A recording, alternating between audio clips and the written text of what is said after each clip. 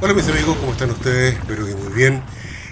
Vamos a hacer esta tercera entrega de la guerra hispanoamericana que nos enfrentó a Chile, Perú, Ecuador y Bolivia contra España en 1865-1866. Primero, por supuesto, darle las gracias por todos los deditos para arriba, las nuevas suscripciones. Estamos por llegar a la meta, así que muchas gracias. Y quiero antes de que entremos en materia, quiero presentarles este libro.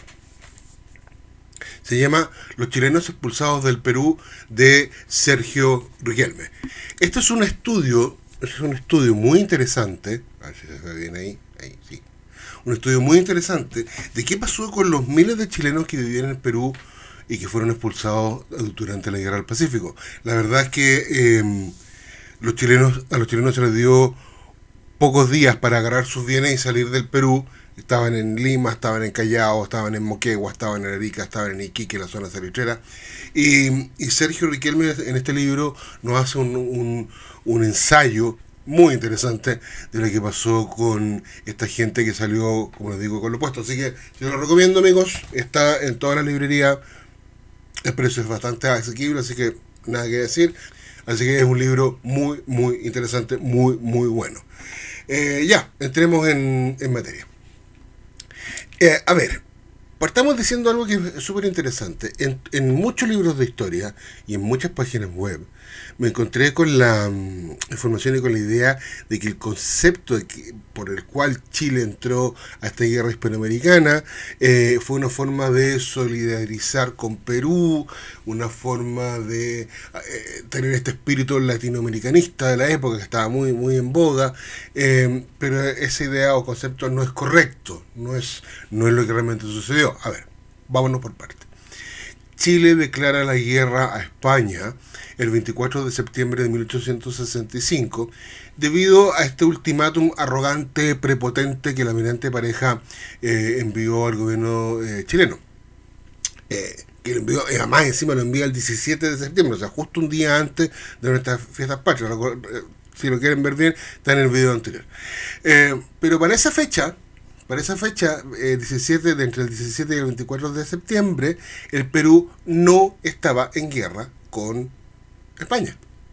El Perú había firmado el famoso Tratado Vivanco-Pareja, que ponía fin al conflicto entre ambos países y que fue el detonante de la revolución restauradora o la guerra civil de 1865 en Perú, que derroca al general Preset y sube el entonces coronel Mariano Ignacio Prado. Entonces, afirmar que estábamos en guerra para solidarizar con Perú es un error. Nosotros entramos en guerra contra España cuando Perú no estaba en guerra con España. Así de simple. Y de hecho, fuimos el primer país de la costa del Pacífico que declaró la guerra al Perú durante ese tiempo. Perú anteriormente, bajo el gobierno de Preset, no lo había hecho. Había estado en conflicto, pero no en guerra. Y esto fue una declaración de guerra formal. ¿Ok? Cierro ese paréntesis porque induce a error esta frase que Chile entró como una especie como de ismo o de compañerismo, si ustedes quieren, iberoamericano. No es así. Ok. Ahora, para poder, para poder entender el tipo de conflicto que estamos estudiando y que estábamos enfrentando en ese minuto, que fue un conflicto netamente naval, debemos entender el tamaño de las escuadras presentes en las costas. Bueno, aquí estamos viendo las planillas con el poder naval de la época y obviamente salta a la vista la enorme superioridad española. O sea, claramente. Estamos hablando que la flota española tenía 260 cañones y desplazaba 28.146 toneladas. Una cifra bastante importante para la época en nuestras costas. ¿No? España no había enviado toda su flota, había enviado una parte. ¿Okay? Bueno, y esos 260 cañones, que era la medida de la época, se enfrentaban solamente a 100 cañones y 9.447 toneladas de las flotas combinadas entre Chile y Perú. O sea, claramente no éramos rival para nada de lo que estaba pasando en ese minuto con la flota española. No podíamos hacerle frente. No había por dónde hacer una gran batalla naval porque nos iban a sacar la ñoña. Más aún, recordemos que estaba la fragata Numancia, que era el buque más avanzado de España en esa época, una fragata blindada, una fragata construida en acero. Bueno, también dijimos en el video anterior que Pareja había ordenado el bloqueo de los puertos principales de Chile. Estamos hablando de Caldera, Coquimbo, Valparaíso y Talcahuano, de norte a sur. Y esto tenía por objeto interrumpir el tráfico comercial, el cabotaje comercial de Chile entre Chile y el resto del mundo, y de esa manera provocar un daño económico. O sea, bastante claro. En cada uno de esos puertos estableció una fragata, y en Valparaíso, además de la fragata, dejó dos goletas que hacían el tráfico de comunicación entre las otras naves que estaban bloqueando. Y también utilizó algunos buques chilenos mercantes incautados. Estoy hablando específicamente del buque Matías Cauciño. Entonces, el Matías Cauciño se quedó en Coquimbo sosteniendo el bloqueo junto con la fragata española Berenguela. Bueno, a pesar de esta enorme fuerza naval que vimos anteriormente, no es posible, o no fue posible, bloquear más de 2.000 kilómetros de costa. Recordemos que nuestra costa es enormemente grande. Entonces, por muchas naves que ellos hayan tenido en ese minuto, no les fue posible bloquear todos los puertos. Pero sí provocaron un daño con lo que ya estaban bloqueados. Entonces, para solucionar el problema comercial que Chile estaba enfrentando, el gobierno dispuso la habilitación de más o menos 40 puertos que se llamaban puertos menores, puertos más chiquitos donde se podía efectuar carga y descarga. Y en una carta muy interesante que encontré de don Ignacio Domeyko, que le escribe a su primo Vladislav, dice lo siguiente, comillas: no obstante, ni el comercio ni los chilenos se dejaron amedrentar. El gobierno, como te dije, declaró completamente libres a todos los puertos, y existen más de 40. Eliminó las aduanas, las cámaras, y en ese momento enderezaron rumbo a ellos los barcos neutrales, los que hacen el comercio como en los mejores tiempos. Cierro comillas. O sea, los puertos grandes estaban bloqueados, pero los puertos chiquitos se abrieron y por ahí empezó a salir el comercio. Entonces, algunos de estos puertos chiquitos de la época fueron Los Vilos, San Antonio, Tomé, Constitución, Tongoy, Lota y 40. La primera acción bélica propiamente tal, enfrentamiento de armas que vemos entre el español y el chileno, ocurrió el 24 de octubre en Valparaíso, cuando dos botes con 25 hombres cada uno, aproximadamente, se desprendieron de la fragata vencedora y se dirigieron a tierra en busca de los botes que se llamaban fleteros. Ya vamos a explicar esto. A ver. En la época, Valparaíso no tenía un molo de abrigo y tampoco tenía sitios de atraque. Los barcos mercantes fondeaban en la bahía y el tráfico se hacía en lanchones más pequeños desde un muelle mecanizado que había con metal y con madera, que ponía la carga en estos lanchones, y los lanchones iban hacia los barcos que estaban fondeados en la bahía y subían esa carga a bordo. Y para descargar era exactamente lo mismo. Entonces, los botes fleteros o las lanchas fleteras eran súper importantes para este tráfico interno. Y si los españoles destruían estos botes, o los capturaban, ¿no?, producían un daño aún mayor en la parte comercial. Sin embargo, ese día una compañía que prontamente iba a ser el regimiento de artillería de marina precursor a la infantería de marina actual, se dio cuenta de la maniobra y abrieron fuego contra los botes españoles que estaban acercando a la orilla, a la playa, causándole 2 heridos y el reembarque o la huida rápida de esta fuerza pequeñita por lo demás hacia su buque madre. Pocos días después, 5 de noviembre, estamos hablando de 10 días después aproximadamente, en Dichato, ya en el sur, en la bahía de Concepción, Talcahuano, 2 botes provenientes de la fragata Resolución desembarcaron en la zona. Y aquí encontré el parte de combate de lo que aconteció ese día. Vamos a verlo. Comillas. A las 7 de la mañana de hoy, se recibió en esta comandancia un parte del teniente de la brigada cívica de este puerto, don Juan de Dios Varas, a cuyo oficial tenía destacado en este puerto de Dichato al mando de 20 hombres, de que la cañonera de la fragata española Resolución, acompañada de 2 botes tripulados con 25 a 30 hombres, habían desembarcado al sur de la expresada bahía, donde se dirigió con la tropa de su mando para repelerlos. Ya había tenido lugar el reembarque de los españoles, obligados a ello por la fuerza que mandaba el teniente Varas, el que, haciéndoles un fuego vivísimo de fusilería, les hirió a algunos hombres, evitando al mismo tiempo que se llevasen algunas cabezas de ganado que habían rodeado en la playa. Este hecho, señor comandante general, en el que el oficial, señor Varas, y la tropa que estaba a sus órdenes han desplegado una actividad y bravura, arrojo a toda prueba, servirá de severa lección a los enemigos de la patria y les hará comprender que en nuestras playas encontrarán una muerte segura cuantas veces intenten poner en ellas sus inmundas plantas. Firmado Manuel Señarto. Qué fuerte el último párrafo. Encontrarán una muerte segura si pisan con sus inmundas plantas. Okay. Unos poquitos días después, el 17 de noviembre, por la noche también sí, frente a Tomé, de nuevo estamos en la misma zona, el remolcador a vapor chileno Independencia se acercó demasiado, quizá un poquito imprudente, a una lancha española que vigilaba la zona, pequeñas embarcaciones que vigilaban el tráfico de las embarcaciones menores de tierra mar o de mar a tierra.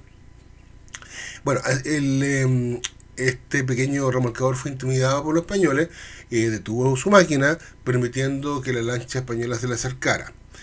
Cuando se procedió al abordaje y a la toma de la nave por parte de los españoles, decenas de chilenos que estaban escondidos salieron de su escondite, de sus lugares, ¿no es cierto? Y sorprendieron a los españoles, que fueron apresados y llevados junto con su embarcación al puerto de Constitución, que estaba unas horas de navegación al norte.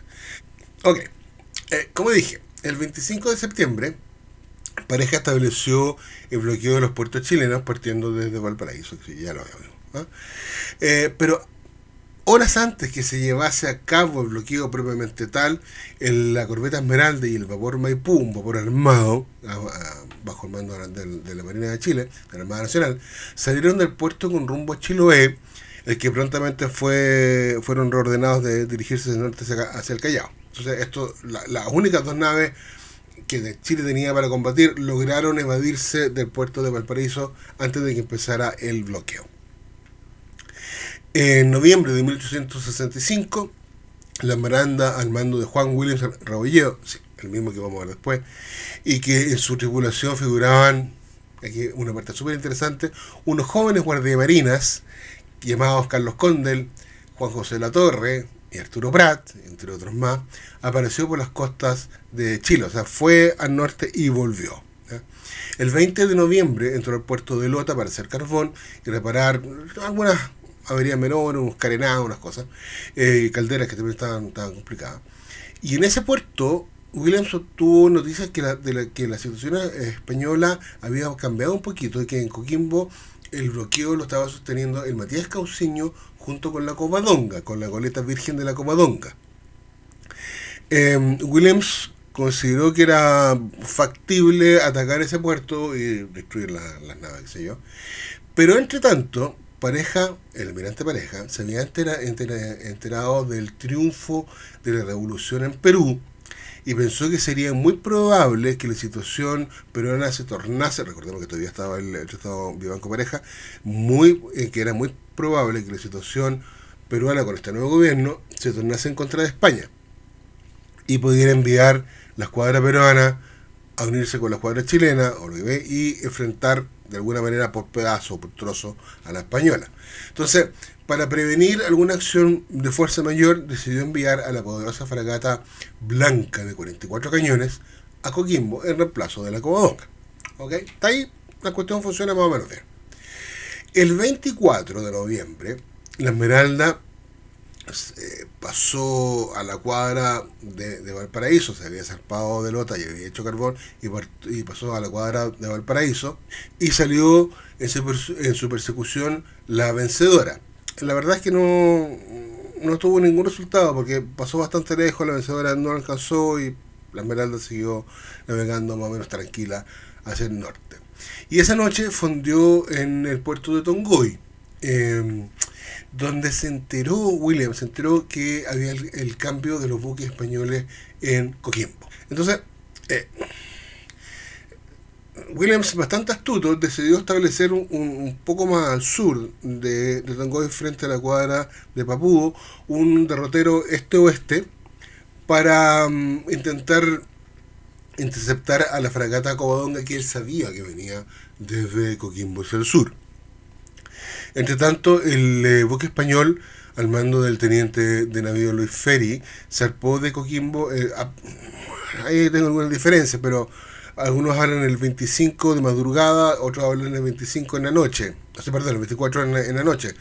Dejémoslo 24 a medianoche, para no entrar en discusión ni con Vicuña Maquena ni con el resto, que tienen ahí unas pequeñas diferencias de hora. Bueno, a las 7 de la mañana del 26 de noviembre, la Esmeralda avistó a la Covadonga y de inmediato ordenó zafarrancho de combate e izar la bandera británica. A ver, esta acción de izar la bandera de otro país, inglesa, francesa, la que fuese, era súper utilizada en la época. De hecho, Nelson la usó cuantas veces, porque así se engañaba de cierta manera, o se podía engañar a las naves enemigas hasta que se acercasen y pudiesen ser identificadas de forma correcta. Entonces, como la Esmeralda, la corbeta chilena, era muy parecida, muy similar a la británica Shearwater, Colombina o Mutiny, podía pasar pelita. Y esa fue la intención que tuvo Williams, pero el comandante Ferry, no se tragó del todo el anzuelo y ordenó también zafarrancho de combate. Bueno, el buque chileno aproximó al español por la aleta de estribor. La aleta es la parte que va entre la cuadra del buque y la popa. Es un sector, es un ángulo. ¿eh? Bueno, es un poquito técnico, pero Williams se acercó por la aleta de estribor y estando a una distancia de 400 metros, porque la Esmeralda era más rápida que la Covadonga, la Esmeralda hizo un brusco giro hacia babor, hacia su izquierda, pasando por la popa de la Esmeralda, como que la cruzó por atrás, digamos. Al mismo tiempo hizo el pabellón chileno y abrió fuego con sus cañones de la banda de estribor, o sea, de la banda derecha. Es un cruce. Esta maniobra sorprendió un poco al comandante Ferry, quien no alcanzó a mover el cañón de popa de una banda a la otra. A ver, lo estamos viendo ahí en la imagen. La Covadonga tenía lo que se llamaban colizas, que eran dos cañones montados sobre rieles que se podían mover de un lado al otro del buque, de una banda a la otra del buque. Pero ese desplazamiento no era rápido porque se hacía primero a fuerza de músculo y segundo con una maniobra bastante compleja de cordeles, de cabos. Entonces no era una cosa muy rápida, no era una torreta que se movía así, sino que era un cañón que se desplazaba de un lado para otro y que además alteraba el balance de la embarcación. Una cosa bastante compleja. Bueno, Mary no alcanzó a cambiar de banda su cañón, ¿no es cierto?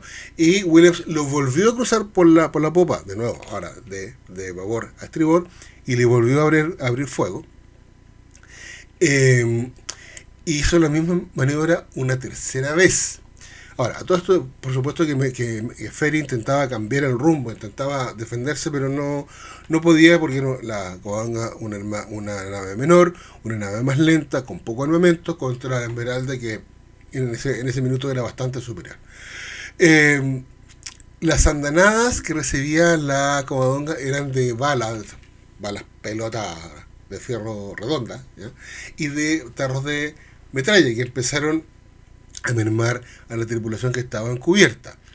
La Covadonga también disparó con muy mala puntería, logró solamente daños muy menores dentro de la Esmeralda.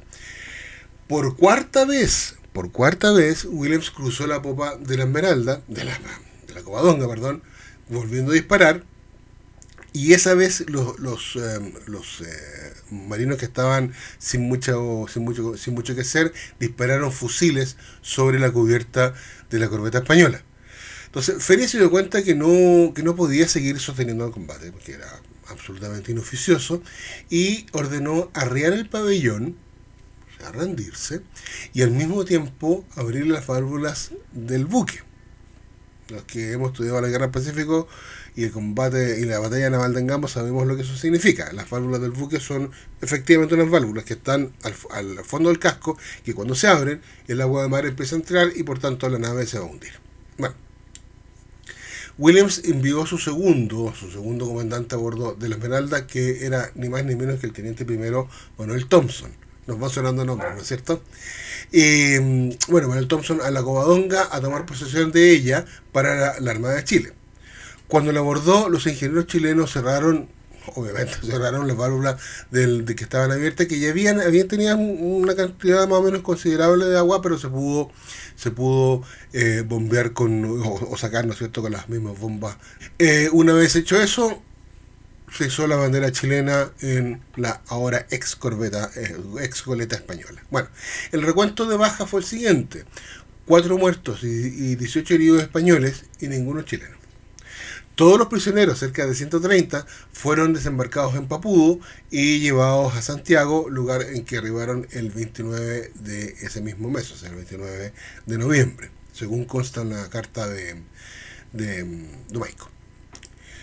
Pareja había sido informado que el nuevo gobierno del Perú desconocería el tratado Vivanco-Pareja y era muy probable que entrara en guerra contra España. A lo anterior hay que sumar el deshonor como almirante y comandante de la Fuerza Naval Española, el deshonor de la captura de la Covadonga. ¿Okay? Entonces, más encima Pareja con una personalidad bastante especial, tipo, como se nota en sus cartas, se nota en sus dictámenes, tipo muy arrogante.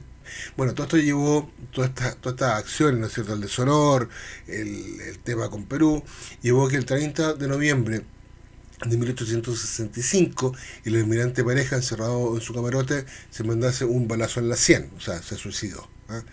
Creo que pocos almirantes, comandantes de flota que se hayan suicidado en su puesto. No conozco pocos casos. Bueno, el mando de la flota recayó en el almirante y brigadier, almirante general, Casto Méndez Núñez, que enarboló su gallardete de mando en la fragata blindada Numancia. Casto Méndez Núñez, un tipo bien inteligente. Bueno, y el lunes 5 de diciembre, sucede un hecho súper importante. Ese día, en la ciudad de Lima, don Domingo Santamaría, enviado plenipotenciario del gobierno de Chile, y don Toribio Pacheco firman el Tratado de Alianza Ofensiva y Defensiva entre las repúblicas de Chile y Perú. Ahora ya estamos entrando en tierra derecha. Ahora Chile con Perú firmaron esta alianza y entre ambos se iban a enfrentar al español. Bueno, este tratado, que es bien cortito por lo demás, tiene 6 artículos. Los principales dicen lo siguiente. Artículo primero: las repúblicas de Chile y el Perú pactan entre sí la más estrecha alianza ofensiva y defensiva para repeler la actual agresión del gobierno español. Artículo 2.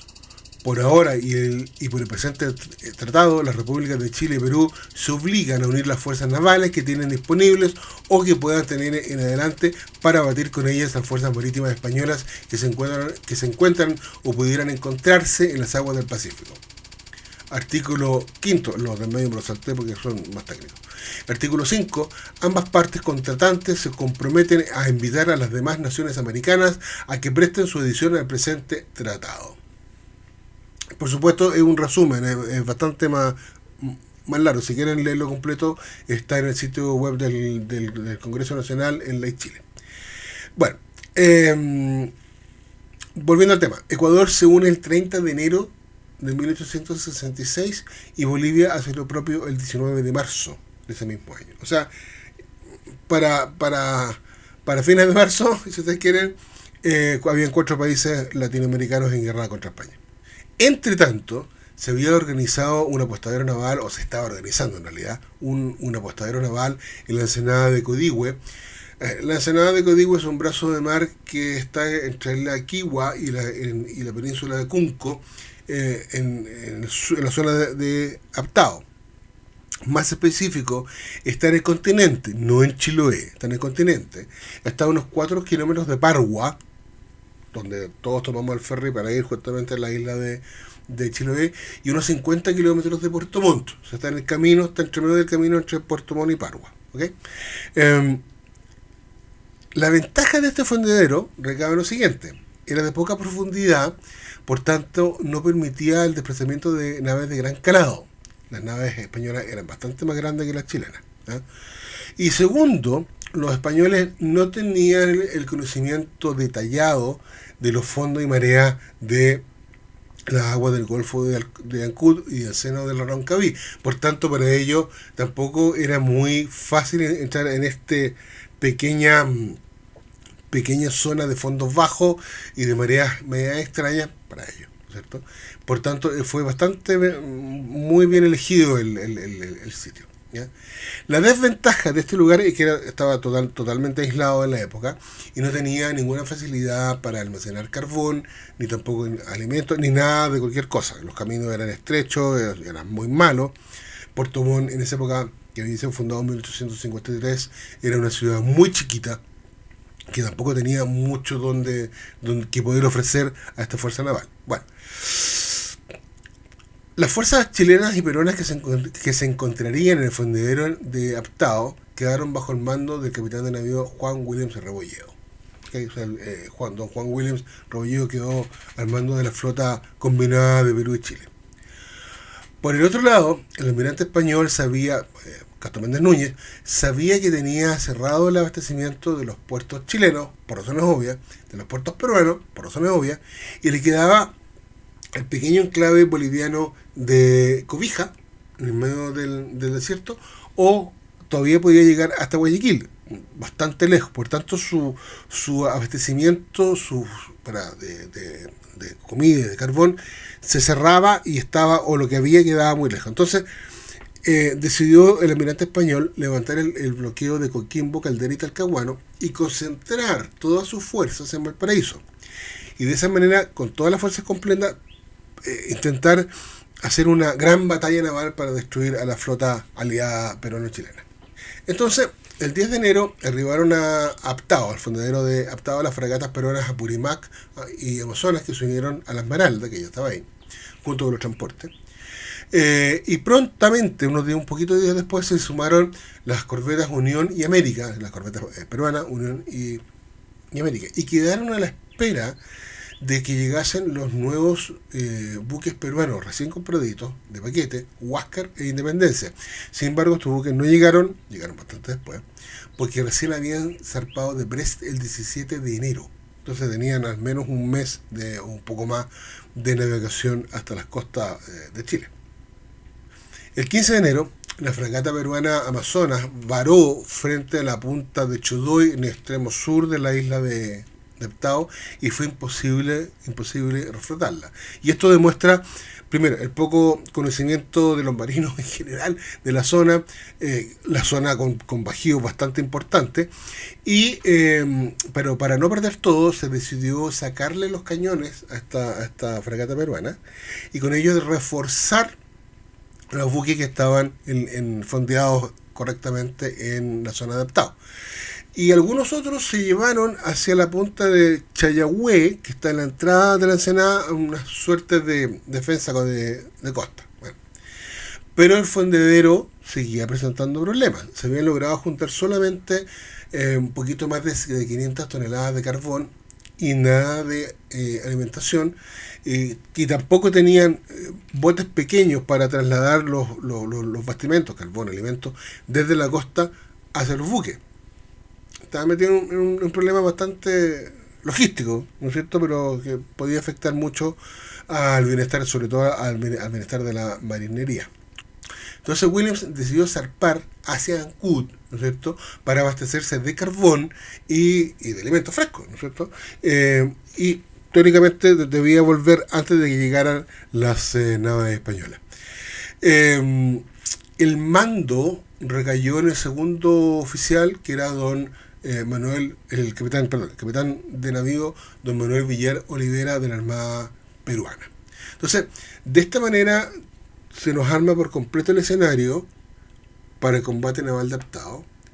El que veremos en el próximo video, amigos míos. No me reten. Vamos a dejarlo para el próximo video porque es bastante largo, es complejo, porque fue un combate solamente entre buques, pero lo vamos a dejar para el próximo video. Antes que me olvide, recuerden este libro. Ahí está, estamos viendo este libro, Los chilenos pulsados del Perú, de mi amigo Sergio Riquelme, que está súper bueno, y por supuesto, como siempre pasan estas cosas, viene con algunos bonitos, algunos gráficos, súper interesantes, por supuesto que no escucho ninguna hora. Súper interesante para aquellos que les gusta el tema de la guerra del Pacífico, se los recomiendo realmente porque es un trabajo que nunca antes había sido efectuado. Es una investigación absolutamente novedosa. Así que, nada, eso, amigos míos. Lo otro, está en todas las librerías, por si acaso. Así que eso, amigos míos. Chao, que estén muy bien. Cuídense mucho.